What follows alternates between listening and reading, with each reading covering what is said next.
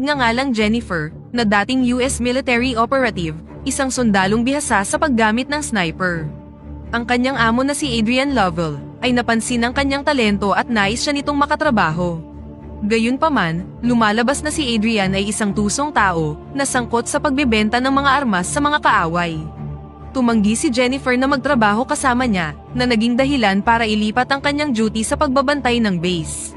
Doon, natuklasan niya na ang kasosyo ni Adrian na si Hector Alvarez, ay nagnanakaw ng mga armas mula sa base. Nang makita ito, nagpasya si Jennifer na sumali sa misyon upang kumita ng dagdag na pera para sa kanyang pagreretiro, at nagkaroon ng relasyon sa dalawang lalaki. Gayunpaman, natuklasan ni Jennifer na sina Adrian at Hector ay hindi lamang sangkot sa iligal na kalakalan ng armas, ngunit pati na rin sa human trafficking. Dahil sa kanilang karumal-dumal na gawain, nagpasya si Jennifer na kumilos at isumbong ang kanilang mga krimen. Sa gitna ng mga nakakabagabag na rebelasyong ito, natagpuan ni Jennifer ang kanyang sarili na nagdadalang tae. Ang matalik niyang kaibigan na si William, na nagkataong isang FBI agent, ay nakipag-ugnayan sa kanya at hiningi ang kanyang tulong sa paglalantad sa ilegal na kalakalan ng armas, na isinagawa ng kanyang dating mga kasamahan. Alam ni Jennifer na nasa panganib siya at binalaan ang mga FBI agent na kumilos ng mabilis, dahil nakatitiyak siyang alam na ni Adrian ang kanilang kinaroroonan. Gayunpaman, ang kanyang mga babala ay tinugunan lamang ng pag-aalinlangan ng mga ahente. Gaya ng inaasahan, naglunsad si Adrian ng biglaang pag-atake sa kanilang lokasyon, na nagresulta sa pagkakabaril ni William. Bilang isang mabuting kaibigan, iniligtas ni Jennifer si William sa pamamagitan ng paggamot sa kanyang sugat. Nang ma-realize na na-corner na siya, sumilong si Jennifer sa banyo at gumawa ng bomba gamit ang sabon at kandila. Hindi nagtagal, nahanap ni Adrian ang kanyang lokasyon, na nag-udyok kay Jennifer na barilin ang kanyang kamay. Bilang tugon, sinubukan siyang saktan ni Adrian, ngunit bago pa man siya tuluyang mapatay ng lalaki, biglang sumabog ang bomba.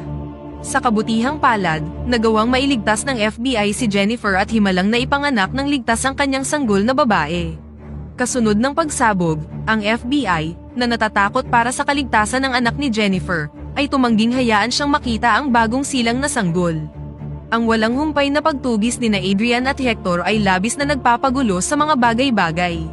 Nagpasya ang FBI na si William, ang agent na nakaligtas sa naunang pag-atake, ang siyang mag-aalaga sa anak ni Jennifer upang matiyak ang kanyang kaligtasan. Upang maprotektahan ang kanyang anak, sumang-ayon si Jennifer na lumayo, sa kabila ng kanyang matinding pagnanais na makasama ang kanyang anak. Ipinaalam sa kanya ng FBI na ang bangkay ni Adrian ay hindi natagpuan sa pinangyarihan ng krimen, at iginiit na isa pa rin siyang malaking banta. Dahil wala ng ibang pagpipilian, nag-iwan siya ng makapagdamdaming mensahe para kay William, at hiniling na panatilihin siyang updated sa mga nangyayari sa kanyang anak. Hindi nagtagal, nagpaalam na siya sa kanyang anak, at tiningnan ang sanggol sa huling pagkakataon, bago nagsimula sa isang paglalakbay upang protektahan ang kanyang pamilya. Nag-iisa at isolated, nakahanap siya ng kanlungan sa Alaska, kasama ang isang dating kaibigan na nagngangalang John. Upang maiwasang makaakit ng atensyon, nagpasya silang magpanggap na hindi alam ang kanilang nakaraang koneksyon. Doon, mag-isa lang siyang nakatira sa isang bahay na matatagpuan sa gitna ng nagyayelong kagubatan. Makalipas ang 12 taon, hinasa niya ang kanyang survival skills, at umasa sa kanyang kadalubhasaan bilang isang bihasang sniper upang makakuha ng pagkain.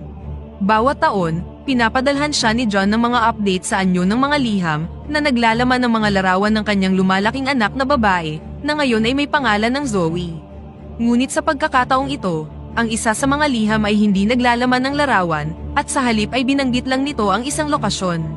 Kalaunan, na-realize ni Jennifer na alam na ni Hector ang tunay na pagkakakilanlan ni Zoe.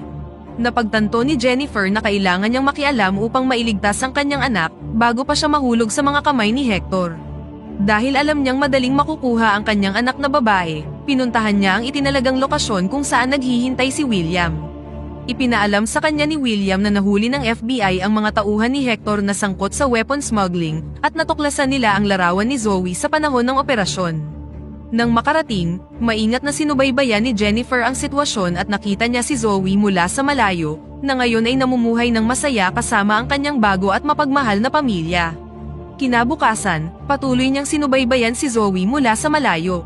Hindi nagtagal, isang kahina-hinalang van ang kumuha sa kanyang atensyon na nagpapakitang balak dukutin ng mga tauhan ni Hector si Zoe.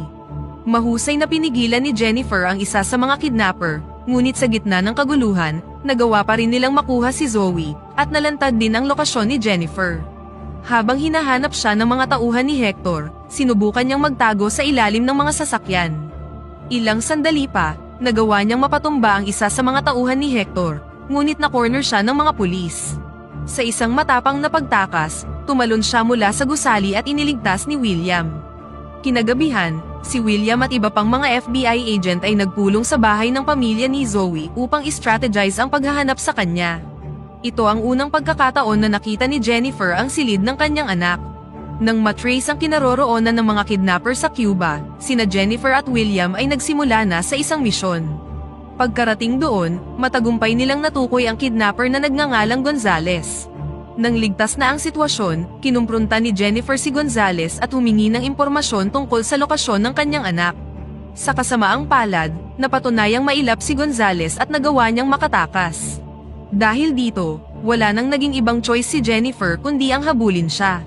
Sa tulong ni William, nagawa niyang makorner si Gonzales at sa huli ay napigilan siya sa pamamagitan ng pagbangga sa kanya.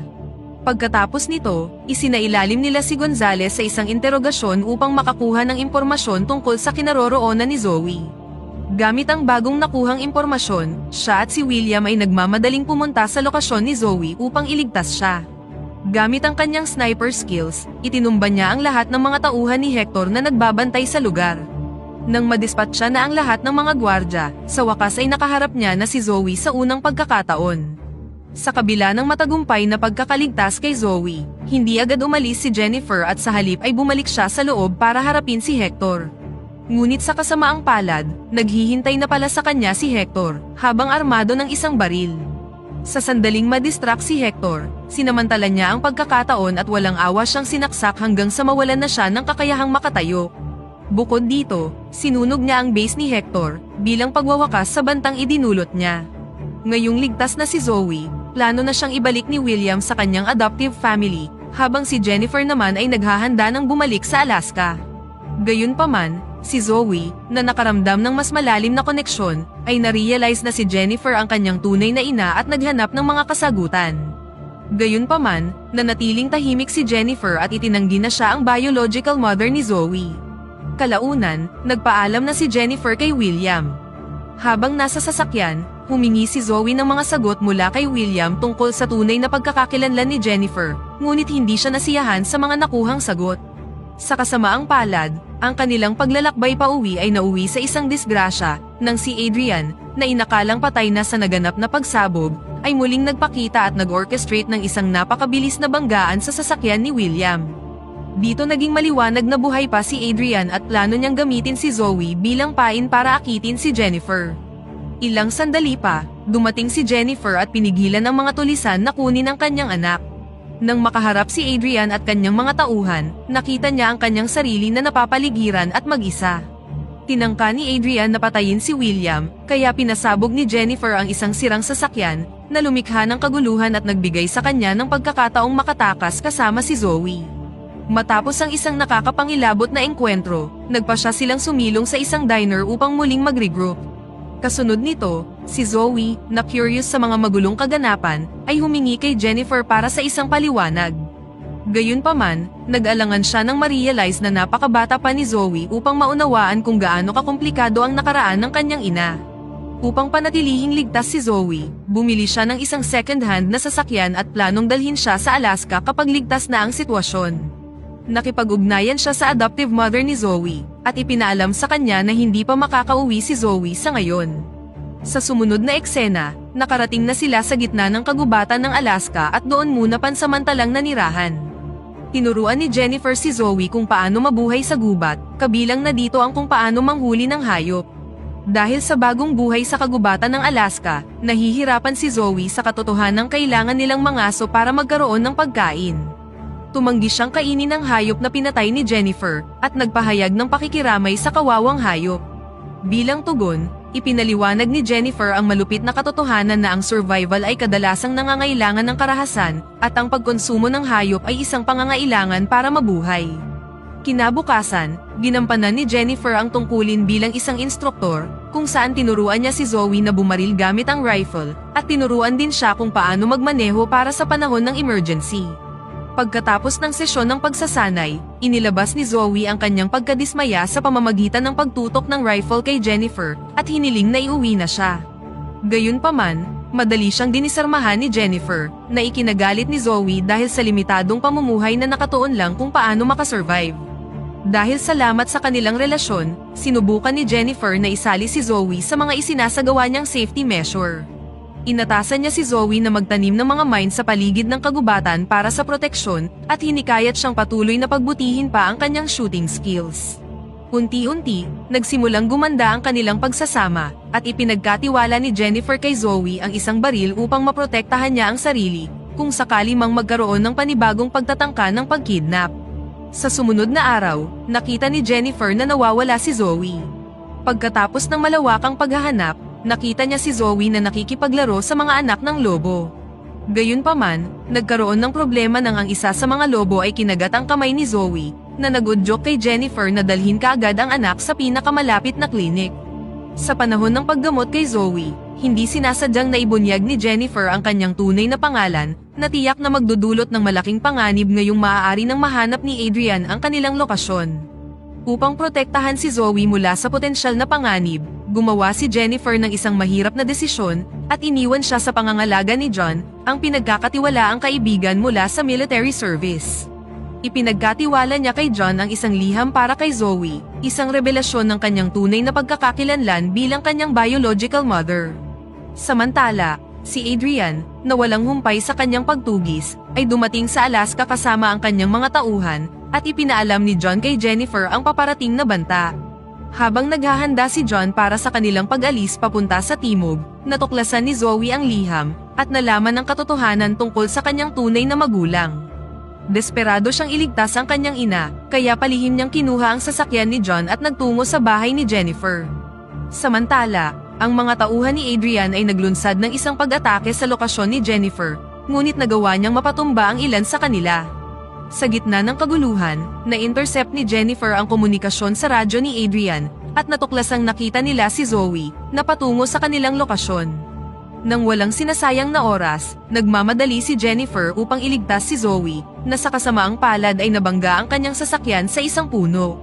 Iniligtas ng ina ang kanyang anak, at sumilong sila sa taas ng isang puno, upang masubaybayan ang mga galaw ng kalaban. Habang nanonood si Zoe, madiskarteng hinarap ni Jennifer ang mga tulisan. Gayunpaman, nabaliktad ang sitwasyon ng isang laser ang tumutok sa ulo ni Zoe, at inutos ni Adrian ang agarang pagsuko ni Jennifer.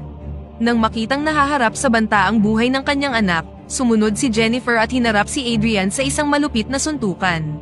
Sa isang nakakagulat na twist, ginamit ni Zoe ang rifle at umasinta mula sa puno, at binaril sina Zoe at Adrian gamit ang isang air rifle, na naging sanhi ng pagbagsak nilang dalawa. Sa kabila ng malubhang pinsala, inipon ni Jennifer ang kanyang lakas upang gamutin ang sarili. Ilang sandali pa, naharap siya sa isa pang mapaghamong komprontasyon kay Adrian, na ngayon ay bihag na si Zoe. Bilang huling solusyon, binaril niya si Adrian gamit ang kanyang sniper, at nagawang mailigtas si Zoe. Makalipas ang ilang araw, kahit ayaw ni Zoe na mapalayo sa kanyang tunay na ina, ginawa ni Jennifer ang masakit na desisyon na ibalik si Zoe sa kanyang adoptive family, para sa kanyang kaligtasan. Kahit hiwalay na sila, patuloy pa ring binabantayan ni Jennifer si Zoe mula sa malayo, at dito na nagtatapos ang pelikula.